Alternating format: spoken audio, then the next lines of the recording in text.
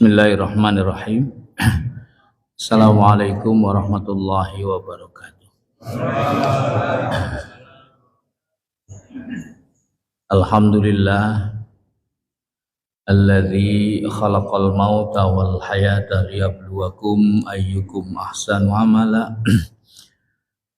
Asyhadu an la ilaha illallah wa asyhadu anna Muhammadan abduhu wa rasuluh la nabiyya ba'dah. Allahumma salli wa sallim ala Muhammad wa ala alihi wa sahbihi ajma'in, amma ba'du. Faqala Allah ta'ala fil Qur'anil Karim, a'udzu billahi minasy syaithanir rajim. Bismillahirrahmanirrahim. Inna Allah la yastahyi an yadriba mathalan ma ba'udatan fama fawqaha. فَأَمَّا الَّذِينَ آمَنُوا فَيَعْلَمُونَ أَنَّهُ الْحَقُّ مِنْ رَبِّهِمْ وَأَمَّا الَّذِينَ كَفَرُوا فَيَقُولُونَ مَاذَا أَرَادَ اللَّهُ بِهَذَا مَثَلًا يُضِلُّ بِهِ كَثِيرًا وَيَهْدِي بِهِ كَثِيرًا وَمَا يُضِلُّ بِهِ إِلَّا الْفَاسِقِينَ. Shadaqallahul azim. Para bapak dan ibu-ibu yang dirahmati Allah, alhamdulillah, puji syukur kita persembahkan kehadirat Allah Subhanahu wa taala pada malam hari ini. Kita masih diberi kekuatan untuk bisa hadir di masjid ini dalam rangka melaksanakan sholat maghrib berjamaah dan dilanjutkan dengan ta'lim kita pada malam hari ini. Mudah-mudahan kehadiran kita di masjid ini akan menjadi bagian dari cara kita untuk meningkatkan amal saleh di sisi Allah Subhanahu wa taala. Para bapak dan ibu sekalian, tema kita kali ini akan membahas dua hadis dari Nabi yang diambil dari salah satu kitab karya Imam Nawawi Ibnu Umar Al-Jawi. Dari kutipan yang ada dalam kitab itu, beliau mengutip beberapa hadis Nabi yang coba kita kaji pada malam hari ini. Mudah-mudahan hadis ini bisa menjadi inspirasi buat kita untuk memperbaiki cara kita beragama lebih baik. Tema ini mungkin di antara Bapak Ibu sudah ada yang pernah mendengar hadis ini dan populer sebenarnya. Tapi tidak ada salahnya kita coba kaji ulang dalam perspektif yang lebih berbeda. Saya bacakan hadisnya. Qala Nabi sallallahu alaihi wasallam, bersabda Nabi sallallahu alaihi wasallam, salah satu nafarin yuzilluhumullahu tahta zilli arshihi yauma la zilla illa zilluhu. Jadi kata Nabi, ada 3 kelompok manusia yang nanti berpotensi mendapatkan perlindungan dari Allah pada saat tidak ada satupun yang bisa melindunginya. Tentu yang dimaksud adalah yaumul qiyamah, spesifik lagi di alam mahsyar. Jadi ada satu kitab yang juga dikarang oleh Imam An-Nawawi, nama kitabnya Syu'bul Iman. Beliau menjelaskan bahwa alam mahsyar itu disebut dalam bahasa Arabnya ardun bayda'un wasi'atun. Jadi alam mahsyar itu Bapak-bapak satu kawasan yang warnanya putih seperti awan yang putih. Wasi'atun yang luasnya tak terhingga. Jadi nanti ada satu zona, satu kawasan yang disebut dalam bahasa Arab mahsyar. Mahsyar itu isim makan, ya, kalimat isim tempat berkumpul. Itu dijelaskan adalah tempat yang sangat luas, warnanya putih seperti awan, dan di situ kumpul manusia dari mulai zaman Nabi Adam sampai nanti hari kiamat. Jadi ada satu penjelasan bahwa alam mahsyar itu situasi yang paling mengerikan. Tapi di sisi yang lain alam mahsyar menjadi tempat yang sangat nyaman. Lalu apa yang menentukan suasana mahsyar itu bisa nyaman, bisa sengsara, bisa menderita, bisa mengerikan, tergantung apa yang kita lakukan hari ini. Nah, itu di dalam satu riwayat ada orang yang di sini senyum-senyum saja, tapi di sebelah situ ada orang mandi dengan keringatnya, dalam kondisi menderita, dalam kondisi tersiksa. Yang sebelah biasa-biasa saja. Di sebelah sana ada yang berdarah-darah, ya. Jadi alam mahsyar itu ada amazing, ada satu keajaiban di mana perilaku orang beda-beda, nasib orang beda-beda. Ada yang nyaman, ada yang bahagia, ada yang menderita, ada yang tersiksa. Jadi memang bisa disebut alam mahsyar itu konotasinya satu kawasan yang memang sangat mengerikan. Nah, tetapi nggak usah khawatir, Nabi memberi informasi penting bahwa alam mahsyar akan menjadi sebuah zona damai ketika kita ikut apa yang disampaikan Nabi.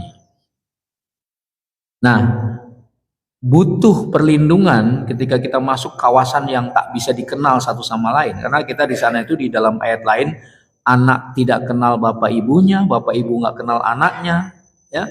Suami tidak kenal istrinya, istrinya gak kenal suaminya, semua saudara gak kenal itu, semua orang asing kanan kiri kita, dan suasananya sangat menakutkan. Dan disitulah butuh yang disebut dengan syafaat. Syafaat itu pertolongan.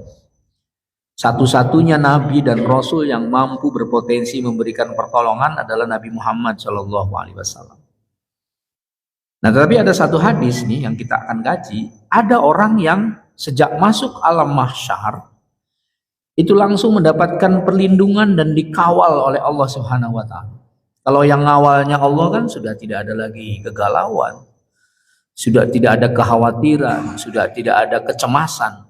Jadi Allah hadir bersama orang-orang yang tiga golongan. Nah, itu. Insya Allah diantaranya bapak-bapak dan ibu semua yang nanti dalam perjalanan mahsyar itu luar biasa, Pak, ya. Kalau kita baca dalam ayat Quran itu kan nanti ada layar besar gitu ya. Kalau kita gambarkan secara tafsir kontekstual yang akan memperlihatkan amal kita dari mulai balik sampai nanti meninggal. Semuanya terdeteksi secara sempurna oleh Allah. Karena teknologi Allah itu lebih canggih dari teknologi manusia. Jadi Allah bisa melakukan rekaman ya perjalanan hidup manusia melalui tim khususnya yaitu para malaikat ya, yang dibekali kemampuan tinggi, lebih dahsyat dari teknologi modern apapun. Jadi nanti kan di dalam Quran itu barang siapa yang beramal sedikit ya roh itu ditampakkan, dan barang siapa yang berbuat buruk ditampakkan juga.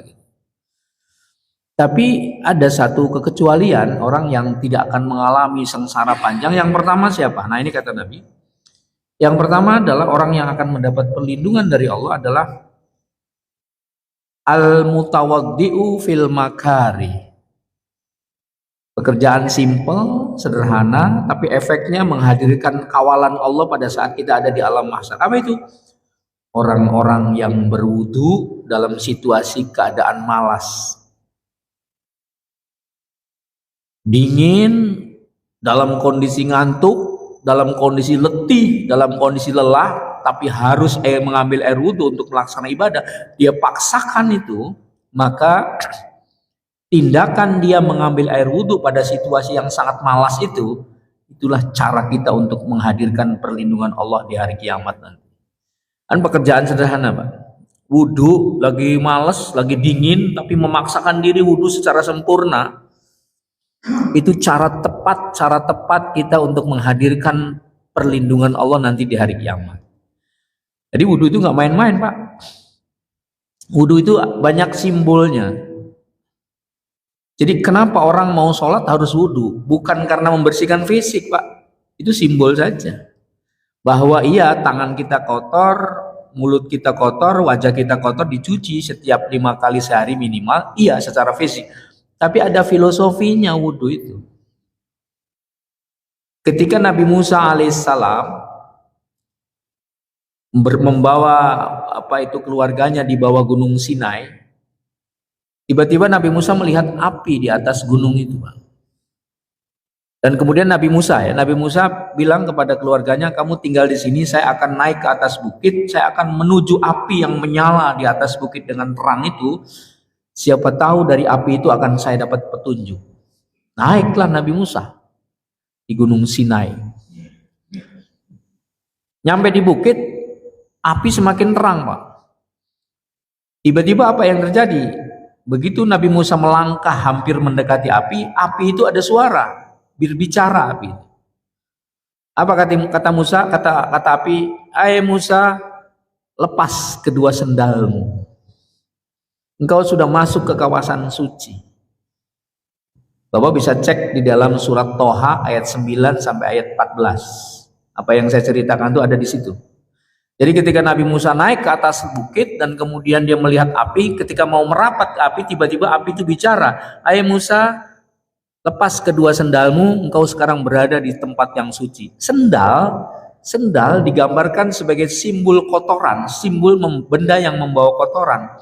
Jadi ketika Nabi Musa ingin menghadap zat yang maha suci, maka unsur-unsur duniawi yang diwakili oleh sendal harus dilepas. Kira-kira begitu. Logikanya apa? Allah itu zat yang maha suci. Allah akan menerima kedatangan orang-orang kalau dia suci. Suci apanya? Bukan fisiknya, Pak. Suci jiwanya, suci pikirannya, suci hatinya, dan disimbolkan dengan wudhu, gitu ya. Wudhu itu simbol saja, tapi hakikatnya di sini. Itulah yang digambarkan di dalam surat Toha ayat 9 ketika menceritakan Nabi Musa alaihissalam yang akan menemui Allah berupa api itu. Nah, setelah dilepas kedua sendalnya, Allah kan terus berfirman, "Hai Musa, aku adalah Tuhanmu. Tidak ada Tuhan kecuali aku. Sembahlah aku, sholatlah untukku, dan berzikirlah kepadaku." Itu jelas sekali dalam surat Toha ayat 9 ayat 11. Jadi setelah Nabi Musa melepas simbol-simbol kekotoran duniawi yang digambarkan sebagai sendal, baru Nabi Musa merapat, sudah tidak ada lagi beban dunia di situ, ya. Makanya kan ketika orang sholat jangan mikirin dunia, kan. Ya, lepas semua atribut-atribut keduniaan kita yang mengotori jiwa kita, uang kita, mobil kita, rumah kita. Begitu masuk ke masjid, lupa semuanya. Karena kita akan menghadap zat yang maha sakral, maha suci, yang tidak butuh atribut duniawi. Jadi lepas. Jadi ketika Nabi Musa diperintahkan Allah melepaskan sendal, itu sebagai simbol bahwa kotoran-kotoran atribut duniawi harus dilepas ketika kita menghadap Allah. Secara fikih digambarkan dengan wudhu. Nah, kemudian baru kan nanti Bapak Ibu bisa cek ya di dalam surat Toha ayat berapa tadi? Ayat 9 ya sampai ayat 13. Itu jelas banget. Dan kita bisa menafsirkan. Memang ada penafsiran lain kalau kita baca secara lebih modern pemikirannya. Dalam situasi apapun dan cara apapun, manusia itu tidak mungkin ketemu dengan Allah secara fisik. Karena Allah itu zat yang maha gaib. Gaib itu metafisik di belakang. Nggak mungkin manusia bisa bertemu dengan Allah secara fisik. Jadi ketika ada yang nanya, mungkinkah manusia bisa melihat Allah secara fisik? Nggak mungkin. Karena Allah itu maha gaib dan tidak bisa dicerna dengan panca indera kita. Tapi pertanyaan berikutnya, bagaimana kalau Allah yang ingin ketemu dengan hambanya? Nah, itu lain masalah. Kasus Nabi Musa di Gunung Sinai itu, Allah ingin ketemu dengan Nabi Musa, maka Allah menampakkan dirinya berupa cahaya api yang terang. Jadi sampai kapanpun manusia tidak mungkin bisa melihat Allah secara physically.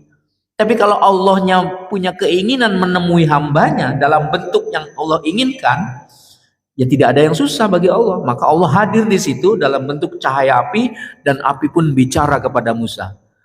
Dan dalam banyak riwayat, Pak, di Quran, Nabi yang paling banyak berdialog dan ngobrol dengan Allah adalah Nabi Musa alaihissalam. Kalau kita baca di Quran itu, Nabi Musa diulang sangat banyak sekali, berkali-kali. Nah, kembali kepada filosofi tentang wudhu. Jadi, kata Nabi, yang akan menghadirkan perlindungan Allah pada saat nanti kita di hari kiamat adalah orang yang memaksakan diri mengambil air wudhu dalam situasi sangat malas. Satu, Pak. Jadi kan ini pekerjaan simple. Ngambil air wudhu kan nggak butuh biaya, Pak. Ya, nggak butuh energi tinggi kecuali dalam kondisi uzur lah ya. Kita normal-normal saja. Jadi ketika kita situasi malas, dingin gitu ya, nggak ingin sholat, ya pokoknya dalam kondisi yang lagi nyaman-nyamannya menikmati kehidupan, kita harus ngambil air wudhu, memaksakan diri mengambil air wudhu dalam situasi yang sangat malas. Itulah cara kita untuk mendapatkan perlindungan dari Allah pada saat nanti di hari kiamat. Satu. Tapi saya juga ingin jelaskan sekali lagi bapak-bapak, wudhu itu simbol sebenarnya, ada makna-makna filosofinya. Ketika kita membasuh tangan, bukan fisik sebenarnya, tapi jangan-jangan tangan kita memang banyak dosanya, lalu dicuci setiap hari supaya dosanya rontok. Ya, ketika kita membasuh wajah, boleh jadi dalam wajah kita itu ada noda-noda kotor. Ya, kalau orang-orang ahli tasawuf yang amalnya sudah kelas level tinggi, memanfaatkan wajah untuk yang tidak produktif, itu dia menganggap dosa besar. Kaki yang dilangkahkan untuk tujuan yang tidak jelas dalam pandangan orang-orang sufi itu dosa kepada Allah. Kalau kita kan enggak ya, jalan tidak jelas yang penting melaku kan gitu ya. Kita jalan ya sudah. Kalau orang-orang yang levelnya sudah amalnya kelas tinggi, berjalan kaki dengan tujuan yang tidak jelas, itu sudah dosa. Nah, membasuh kaki pada saat wudhu hakikatnya adalah membasuh noda-noda dosa-dosa yang mungkin dilakukan oleh kaki kita. Tangan tadi juga sama, wajah juga sama. Jadi sebenarnya sekali lagi bapak-bapak, membasuh tangan, berkumur-kumur sama Pak. Ketika berkumur-kumur, mungkin secara medis penelitiannya sudah terbukti bahwa wudhu punya peran, punya manfaat yang sangat efektif untuk membersihkan bakteri di dalam mulut kita kalau kita lakukan terus-menerus kan. Makanya ketika musim Covid kita dianjurkan cuci tangan, kita dianjurkan apa lagi dan seterusnya ya. Itu kan sebenarnya wudhu sebelum Covid, wudhu sudah memberikan, Allah sudah memberikan cara untuk membersihkan. Nah, kembali. Jadi mungkin ketika kita kumur-kumur itu artinya kita sedang membersihkan noda-noda atau bakteri yang ada di dalam mulut. Tapi filosofinya apa? Mungkin mulut kita sering digunakan kata-kata yang tidak manfaat, kan dosa. Atau mungkin mulut kita sering digunakan untuk menyakiti orang atau gosip. Kalau yang suka gosip itu bapak-bapak atau ibu-ibu, Pak? Bu, ada ibu-ibu nggak? Mohon maaf nih. Ada ya. Yang paling banyak gosip itu bapak-bapak atau ibu-ibu, Pak? Bapak-bapak. Pak, saya ingin berbagi aja. Sekelas bapak-bapak yang usianya sekarang sudah tidak ada lagi cerita tentang gosip. Mubazir, Pak. Tapi definisi gosip tahu kan ya, Pak ya? Ya, membicarakan sesuatu yang tidak penting lah. Nggak usah, Pak. Sekarang ini harus dirubah. Karena apa? Bagi orang-orang yang level agamanya mulai dewasa, gosip itu dosa besar. Surat Al-Hujurat ayat berapa itu? Wala tajassasu wala yaghtab ba'dukum ba'dha. Ya, surat Al-Hujurat ayat berapa tuh? Jangan kamu melakukan gosip atau melakukan ngerumpi untuk sesuatu yang kira-kira yang tidak jelas. Nah, mungkin mulut kita, telinga kita sering mendengar kata-kata yang gosip, itu kan dosa. Maka setiap 5 kali sehari minimal kita cuci mulut kita cuci telinga kita, usap kita telinga kita. Bukan hanya membersihkan fisik, tetapi itu hakikatnya membersihkan dosa-dosa yang dilakukan oleh mulut kita, oleh telinga kita, mungkin juga oleh hidup kita. Nah, kata Nabi yang pertama sekali lagi, kalau kita ingin mendapat perlindungan dari Allah di hari kiamat, maka berwudu pada saat situasi sangat dingin. Ada hadis lain yang pernah kita kaji ya Pak ya. Saya yakin bapak-bapak ingat ya. Masih ingat Pak ya? Salasun kafarat. Ada 3 yang bisa menggugurkan dosa. Jadi ada 3 pekerjaan simpel yang potensi menggugurkan dosa kita tanpa biaya. Yang pertama apa? Isbaghul wudu fis sabarat, ya, kata Nabi. Ini ada kaitannya dengan hadis ini. Kata Nabi, kalau ini kan ada 3 golongan yang akan mendapat perlindungan di hari kiamat. Ada hadis lain, ada 3 pekerjaan yang berpotensi menggugurkan dosa. Yang pertama sama, isbaghul wudu fis sabarat, menyempurnakan wudu pada saat sangat dingin. Hadis ini diduga kuat, ya, muncul namanya asbabul wurud, Pak. Kalau Quran kan asbabun nuzul, sebab-sebab diturunnya Quran itu namanya asbabun nuzul. Kalau sebab-sebab diriwayatkannya hadis namanya asbabul wurud. Jadi banyak ayat Quran turun karena ada sebab, ada latar belakangnya gitu ya kalau bahasa ilmiahnya. Ada juga hadis turun karena latar belakangnya. Diduga kuat hadis tentang ini. Jadi Madinah pada saat itu dalam keadaan musim dingin yang ekstrim. Jadi di Mekah Madinah itu ada 2 musim ekstrim. Ada musim dingin, kalau dingin-dingin sekali, kalau panas-panas sekali, Pak. Itu terdapat dalam Quran surat Quraisy. Li'ila fi Quraisyin ila fihim rihlatas syita iwas saif. Jadi syita iwas saif itu adalah 2 musim, Pak. Musim dingin yang ekstrim, musim panas yang ekstrim. Jadi orang-orang Quraisy itu selalu melakukan rihlah tadi ya. Di ila fi Quraisyin ila fi rihlatas syita. Melakukan perjalanan pada saat musim dingin banget dan musim panas banget. Jadi berarti di Mekah dan Madinah itu ada 2 musim ekstrim yang dijelaskan dalam Quran surat Quraisy. Pada saat situasi dingin di Madinah, banyak orang-orang sahabat Nabi yang tidak keluar masjid karena dingin, Pak. Lalu keluarlah hadis ini, kata Nabi, 3 hal yang bisa menggugurkan dosa: mengambil air wudhu, menyempurnakan wudhu pada saat situasi sangat dingin. Hadis itu muncul dari latar belakang asbabul wurud tadi. Maknanya apa, Pak? Jadi kata Nabi, air yang mengalir pada wajah dan tangan kita pada saat kita dalam keadaan dingin di waktu subuh, waktu pagi, itu adalah air yang berfungsi menggugurkan dosa-dosa kita semua. Bayar nggak, Pak, wudhu, Pak? Ya, kalau wudhunya di hotel bayar, Pak, karena bayar pakai hotel kan. Tapi kalau di masjid ini bayar nggak, Pak? Nggak ya. Nah. Jadi mengambil air wudhu, menyempurnakan air wudhu pada saat dingin, itu adalah cara kita menggugurkan dosa-dosa kita. Tapi pertanyaannya bagi yang punya dosa, ya. Kalau bapak-bapak kan kelihatan wajahnya nggak punya dosa ini. Ya. Punya dosa nggak, Pak? Punya ya. Sedikit apa banyak, Pak? Nah, udah lakukan wudhu terus menerus dalam kondisi dingin, ya, kita paksakan untuk wudhu, maka Nabi menggaransi air wudhunya menggugurkan dosa-dosa. Nabi bapak ini bab wudhu aja bisa 1 semester, Pak, panjang kalau dijelaskan dengan berbagai perspektif itu. Misalnya gini, apa itu ya? Masya Allah sampai lupa. Jadi intinya bahwa orang yang mengambil air wudhu pada saat di suatu dingin, situasi dingin, menyempurnakan wudhu pada saat dingin, itu berpotensi menggugurkan dosa-dosa. Nah, pertanyaannya, apakah wudhu itu hanya disyariatkan untuk melaksanakan ibadah sholat saja? Atau tawaf saja? Lalu kita kembali kepada akhlak Nabi. Nabi itu adalah tipe orang yang selalu dalam keadaan punya wudhu. Mau tidur wudhu, mau melakukan safar perjalanan wudhu, kan gak apa sholat.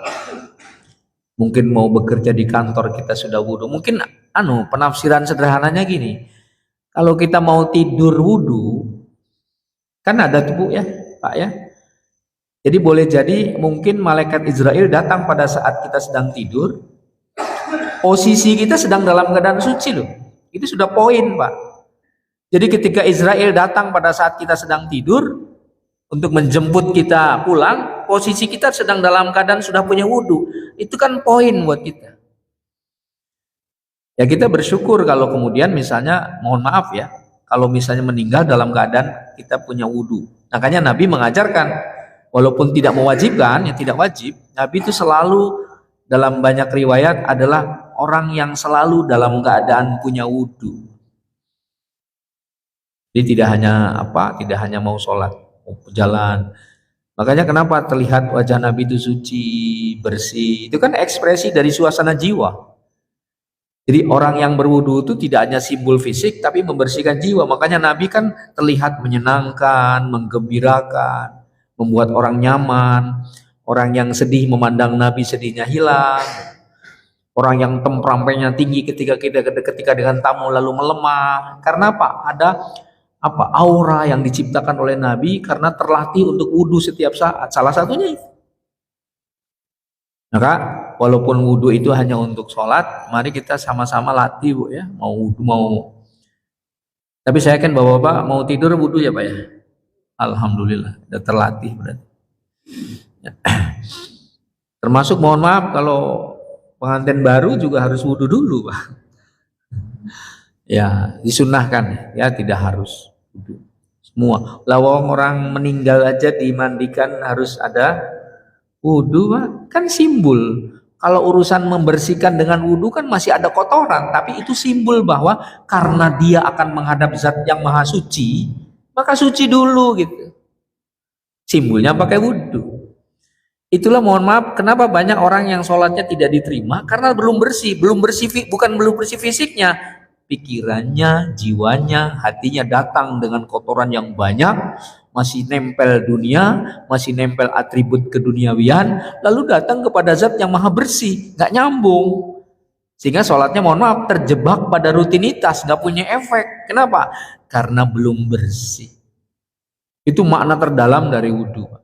Nah, yang pertama dari hadis yang kedua yang saya bacakan tadi, 3 hal yang menggugurkan dosa. Yang pertama, menyempurnakan wudhu pada saat dingin. Yang kedua, nanti sama dengan ini nih, hampir sama hadisnya. Yang kedua yang menggugurkan dosa itu, kata Nabi apa? Naklul aqdam ilal jamaat. Nah, ini bapak-bapak nih, melangkahkan kaki ke tempat berjamaah. Itu mahal banget, Pak. Ya, bapak-bapak jalan kaki dari rumah atau dari manapun, naik motor, naik sepeda, datang untuk melaksanakan jamaah. Kalau jamaah di situ kan sholat mana? Tapi saya tafsirkan jamaah itu tidak hanya sholat sebenarnya. Tempat berkumpulnya orang berbuat kebaikan yaitu jamaah, ngaji jamaah. Ya, tapi utamanya sholat. Orang yang melangkahkan kaki dari rumah, dari tempat kantor, dari kerja untuk datang berkumpul bersama berjamaah, itu langkah kakinya jadi garansi menggugurkan dosa, Pak. Subhanallah, Pak. Jadi betapa murahnya Allah memberikan melalui nabinya, betapa murahnya untuk menggugurkan dosa. Yang penting kita istiqomah. Ya, istiqomah. Dan yang ketiga, tapi ada yang nanya, Pak, kalau saya naik motor gimana, Pak? Kan di situ jalan kaki ya. Nah, ya sama aja Pak Wahyu, ya. Pak Wahyu naik motor ya sama, roda yang berputar di atas aspal itu penggugur dosa-dosa kita. Karena dulu kan nggak ada motor zaman Nabi kan. Seandainya zaman Nabi sudah ada mobil mewah, kayaknya para sahabat Nabi itu mobilnya mobil mewah semua, Pak. Saya melihat, Pak, 10 orang sahabat Nabi yang dijamin masuk surga, itu 9 orangnya orang-orang kaya raya, Pak, konglomerat, Pak. Abdurrahman bin Auf itu kan 70 triliun kekayaannya. Utsman bin Affan berapa triliun, Pak. Jadi mereka orang kaya, ya. Sahabat-sahabat Nabi, Siti Khadijah istrinya Nabi kaya raya, Pak. 2/3 tanah-tanah strategis di Makkah milik Siti Khadijah. Ya, Utsman bin Affan sampai hari ini hotelnya masih ada di Madinah tuh, ya. Kalau kita lewat, ya kemarin lewat juga tuh Pak Rafi, ya. Oh, saya beberapa kali saya bukti wakaf pondok wakaf Utsman bin Affan. Hotel wakafnya Utsman bin. Jadi bayangan saya, Utsman bin Affannya udah meninggal sekian ribu tahun lalu, tapi royaltinya masih terus jalan, Pak, hari ini. Berarti kekayaannya kan tak terhingga. Abdurrahman bin Auf itu kalau dikonversi uang sekarang hampir 70 triliun, Pak. 70 triliun kalau beli kerupuk berapa ya, Pak? Ya memang tidak Tidak sebesar korupsinya Pertamina Pak ya. Konon katanya ya. Mudah-mudahan sih nggak ada. Nah, kembali kepada tadi. Jadi yang kedua yang akan menggugurkan dosa itu adalah melangkahkan kaki ke tempat jamaah. Nah, ini bapak-bapak datang ke sini itu luar biasa Pak. Dibayar sama Allah. Dan yang ketiga yang menggugurkan dosa itu apa? Intidhar sholat, ba'da sholat. Bapak-bapak lagi nih. Ada ibu-ibu juga ya? Ada ibu juga. Apa maknanya?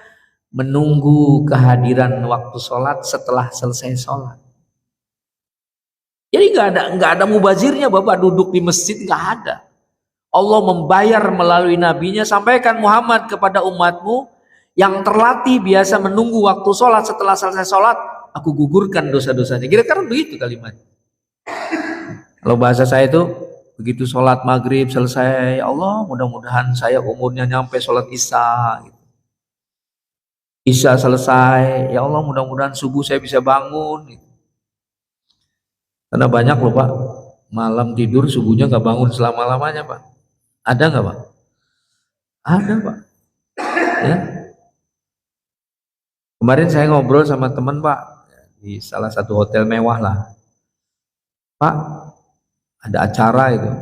Sama siapa kesini? Saya nggak berani itu tidur di hotel sendirian. Saya lagi sakit, ya kondisinya sedang sakit. Kenapa? Saya takut nanti tidur dalam hotel sendirian, gak ada yang nemenin, saya meninggal. Jadi gimana? Saya harus sama istri saya atau sama teman saya, dia bilang gitu. Jadi memang ada, kan banyak ceritanya orang meninggal pada saat sedang dalam keadaan tidur, Pak. Ya kalau tidurnya diawali dengan wudhu, tidurnya diawali dengan doa, tidurnya diawali dengan zikir, itu Nabi mengatakan, barang siapa yang mengawali tidurnya dengan zikir dan doa, maka sepanjang tidurnya dianggap zikir dan doa. Orang anak muda sekarang kan bukan doa, di sini pasang apa namanya nih? Headset ya. Lagu TikTok sampai merem, TikToknya masih jalan aja gitu. Waduh masuk surga itu kayaknya.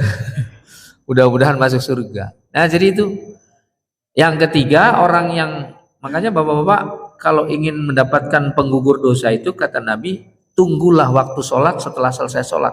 Bukan berarti setelah sholat subuh lalu nongkrong di masjid sampai zuhur, enggak. Maksudnya apa? Ada kerinduan dalam hati kita untuk bisa ketemu lagi dengan waktu sholat. Kalau bahasa saya merindukan waktu sholat setelah selesai sholat. Jadi orang yang punya potensi dosanya digugurkan itu dia bahagia kalau ada waktu sholat datang itu Pak. Jadi salah satu ciri orang yang imannya sehat ketika ada azan berkumandang hatinya bahagia Pak. Dia akan mengatakan alhamdulillah ya Allah saya udah masuk waktu sholat lagi. Aku dipercaya olehmu untuk datang waktu sholat. Kan ada orang yang sedang bekerja sangat keras, ya lagi berbisnis, lagi rapat di kantor, datang waktu sholat, lalu hatinya, aduh rapat baru dimulai udah azan gitu ya. Ada yang begitu nggak Pak? Sampai kan ya dulu zaman jahiliyah saya Pak Rafi, kalau memimpin rapat, Bapak Ibu, kita sudah ada suara azan, mari kita skor rapatnya, dan nanti setelah rapat kita teruskan, setelah azan selesai kita teruskan rapat. Jadi yang diskor itu rapat untuk mendengarkan azan. Mestinya yang diskor itu apa? Skor untuk melaksanakan sholat. Setelah sholat baru rapat lagi. Cuman problemnya kalau di sini kalau udah rapat kan pada pulang, Pak ya. Ya terlepas dari itu semua. Ini kan terbalik, Pak. Jadi bukan diskor rapatnya untuk mendengarkan azan, diskor rapatnya untuk apa? Sholat. Saya tadi pagi juga ngisi kajian di ibu-ibu. Ibu-ibu kan yang muda-muda sering ngobeng tuh, Pak. Ngobeng tahu Pak? Kalau ngobeng kan harus pakaiannya yang bagus, yang masih muda ya. Apalagi yang jadi pagar apa namanya itu? Pagar betis apa ya? Nah itu kan, nah saya tanya sama ibu-ibu, kalau nanti pada saat kita lagi sibuk ngobeng, tiba-tiba ada suara azan zuhur, milih mana? Milih nerusin ngobeng, apa milih datang menuju sholat? Bingung Pak, karena pakaiannya kan baru pasang bedak. Bedaknya mahal lagi. Ya Allah, nanti ada kalimat menarik di sini. Ketika Nabi Ibrahim ditanya oleh seseorang, wahai Ibrahim, li ayyi syai'in, kata seseorang bertanya, sebab apa engkau menjadi Allah menjadikan engkau sebagai Khalil? Khalil itu kekasih Allah. Apa yang menyebabkan Allah begitu mencintaimu? Kata orang kepada Ibrahim. Ibrahim jawabnya apa? Aku lebih mengutamakan Allah dari apapun di muka bumi ini. Jadi syarat orang ingin mendapatkan cinta dari Allah, dari riwayat Ibrahim itu adalah orang yang menomorsatukan Allah dari segala apapun. Kira-kira kalau kerja di kantor dengan azan mahal mana, Pak? Panggilan Allah dengan kerja di kantor mahal mana? Kalau secara duniawi, waduh saya rugi nih, rapat sekian kan bisnisnya rugi, harus sholat. Tidak, Allah lebih mahal dari apapun, sehingga pekerjaan sepenting apapun tutup, ya, karena ada yang lebih mahal, Allah. Dan orang yang memprioritaskan Allah, kata Nabi Ibrahim, itulah syarat akan dicintai oleh Allah Subhanahu wa taala. Itu ada dalam, malah ada kalau li ayyi syai'un ittakhadhakallahu khalilan. Kenapa Allah menjadikan kamu sebagai kekasih wahai Ibrahim? Lalu jawab Ibrahim, karena aku mengutamakan Allah dari apapun di muka bumi ini. Nah, kembali kepada hadis ini, ya. Tadi penggugur dosa sebagai pelengkap hadis ini sudah kita selesaikan. Sekarang kembali ke sini, 3 yang menggugurkan dosa. Yang pertama adalah apa tadi, Pak? Berwudu pada saat dalam kondisi malas, bukan dingin. Yang dingin yang kedua, malas, lagi beli kiyang gitu ya, lagi tidur nyenyak-nyenyak, apalagi pengantin baru ya. Kayak Pak Rapi ini kan pengantin baru, Pak, ya. Jadi kadang-kadang malas gitu ya. Dipaksakan dalam kondisi itu, maka berpotensi akan mendapat perlindungan dari Allah. Kemudian yang kedua, kata Nabi apa? Yang kedua adalah wal masyi ilal masajid fi dzulmi. Nah, ini tadi sama dengan hadis tadi. Apa yang akan mendapat perlindungan dari Allah di hari kiamat adalah wal masyi ilal masajid fi dzulmi. Orang yang berjalan kaki menuju masjid pada saat situasi masih gelap. Berarti kapan, Pak? Subuh, ya. Gelap itu kan waktu di zaman Nabi nggak ada listrik. Dari sini ke sana terang, Pak, ya. Dari rumahnya Pak Rapi ke sini terang. Tapi tidak itu substansinya bahwa orang yang melangkahkan kaki menuju masjid dalam situasi masih gelap, gitu ya, belum terang tentu saja oleh matahari, itulah yang akan mendapatkan perlindungan di saat la zilla, dalam hadis itu la zilla illa zilluhu. Tidak ada perlindungan kecuali perlindungan dari Allah Subhanahu wa taala. Berbahagialah Bapak-bapak, ya, kalau bisa wariskan pada anak-anak kita. Ya, saya juga sama sedang mewariskan tradisi jalan dari pondok ke masjid, dari kamar asrama ke masjid, itu dikawal terus, Pak, anak-anak. Ya, anak-anak kita harus diwariskan tradisi begitu, karena pada saat kita meninggal itu investasi mahal. Jadi investasi yang akan mengalir pada anak kita tuh bukan anak kita diberikan bisnis yang banyak, bukan. Walaupun itu penting, ya, itu penting. Tapi juga itu tadi salah satu. Yang terakhir, Bapak Ibu, yang terakhir kata Nabi yang akan menjadi dapat garansi perlindungan dari Allah itu adalah wa mut'imul ja'i'. Wa mut'imul ja'i' itu artinya orang yang berbagi makanan kepada orang yang lapar. Mungkin di antara bapak-bapak sih nggak adalah orang selapar orang yang di luar sana, kadang-kadang mau makan sekali aja susah itu, Pak. Insya Allah kita yang dalam masjid ini tidak separah orang-orang di luar. Tapi ketika Bapak datang kepada orang-orang yang tidak terbiasa makan, lalu diberi makan oleh kita dan dia bahagia, itulah yang membuat kita dapatkan perlindungan dari Allah di zona yang sangat sulit nanti di alam mahsyar. Maka mari kita sama-sama membiasakan diri berbagi kepada orang lain. Ya. Ada tadi pagi ibu-ibu yang nanya, Pak Ustadz, itu kan kalau kurban itu banyak orang yang datang rebutan daging. Nah, itu saya bilang kearifan seorang panitia itu di situ, Pak. Boleh jadi ada yang memang iseng, ada yang memang karena memang nggak terkontrol emosinya, ada orang yang memang selama berbulan-bulan nggak pernah makan daging, Pak. Kesempatan makan dagingnya ketika ada kurban. Mungkin kita kan bisa tahu ya secara psikologis mana nih orang yang sangat betul-betul, ada orang yang memang pengennya terus-menerus makan daging, ada orang yang tidak terbiasa makan daging. Ketika kita memberikan sesuatu pada orang lain, walaupun kita hanya sebagai panitia, apalagi kita langsung berkorban, lalu orang yang menerimanya bahagia dan senang dengan apa yang diberikan, surga banget, Pak. Bahkan dalam satu hadis, kata Nabi, man asbaha wa huwa yanmi nusratal mazlum. Kalau bahasa kitanya, barang siapa yang pagi-pagi menolong orang lain yang membutuhkan, yang teraniaya, dan memberikan kebutuhannya, maka kata Nabi, ka'ajri hajatin mabruratin, pahalanya sama seperti orang haji mabrur. Hebat sekali, Pak. Nah, kesimpulan ngaji kita malam ini, ya, ada 3 yang bisa menyebabkan kita mendapat perlindungan dari Allah berdasarkan hadis ini. Yang pertama adalah berwudu pada saat situasi sangat malas, yang kedua melangkahkan kaki ke masjid pada saat masih gelap, dan yang ketiga berbagi makanan kepada orang yang lapar. Ya, saya kira itu Bapak Ibu cukup ya, sudah azan. Terima kasih. Assalamualaikum warahmatullahi wabarakatuh.